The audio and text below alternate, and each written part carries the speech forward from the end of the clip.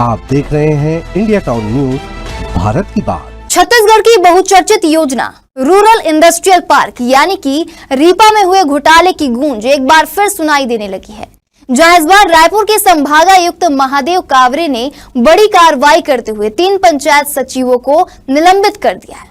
वहीं जिन अधिकारियों के हाथ में असल फैसला होता है, उन्हें सिर्फ और सिर्फ कारण बताओ नोटिस देकर छोड़ दिया गया है। अब सवाल यहाँ ये उठता है कि जब खरीदी और भुगतान जैसी गंभीर गड़बड़ियों में फैसले ऊपर के स्तर पर होते हैं, तो सिर्फ सचिवों पर ही आखिर क्यों कार्रवाई की जा रही है? क्या यह असल दोषियों को बचाने की कोशिश नहीं है? देखिए हमारी खास रिपोर्ट।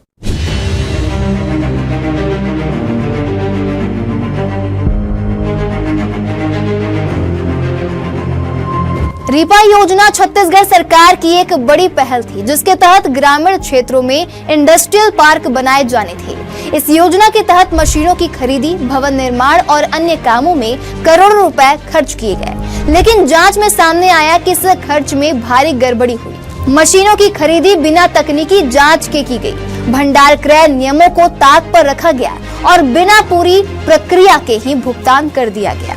जिन 3 पंचायत सचिवों पर कार्रवाई की गई है, उनके नाम इस प्रकार हैं: शंकर साहू, ग्राम पंचायत बिरकोनी, जनपद पंचायत महासमुंद; खिलेश्वर ध्रुव, ग्राम पंचायत गिर्रा, जनपद पंचायत पलारी, जिला बलौदाबाजार भाटापारा; टीकाराम निराला, ग्राम पंचायत लटुआ, जनपद पंचायत बलौदाबाजार। इन सचिवों को रायपुर संभागायुक्त ने निलंबित कर दिया है। आपको बता दें, सिर्फ सचिवों पर कार्रवाई करके शासन ने यह संदेश देने की कोशिश की है कि दोषियों पर कार्रवाई हो रही है, लेकिन दूसरी ओर जिन अधिकारियों की देखरेख में ये सारे फैसले लिए गए, उन पर सिर्फ और सिर्फ कारण बताओ नोटिस देकर छोड़ दिया गया। इन अफसरों को नोटिस मिला है, जिनमें हैं रोहित नायक, तत्कालीन सीईओ, जनपद पंचायत पलारी; रवि कुमार, तत्कालीन सीईओ, जनपद पंचायत बलौदाबाजार; लिखत सुल्ताना, तत्कालीन सीईओ, जनपद पंचायत महासमुंद। इन सभी से नियत समय सीमा में जवाब मांगा गया है, लेकिन कोई निलंबन या ठोस कार्रवाई नहीं। आपको बता दें, पंचायत सचिवों का रोल सिर्फ दस्तावेज तैयार करने और ऊपर के आदेशों को फॉलो करने का होता है।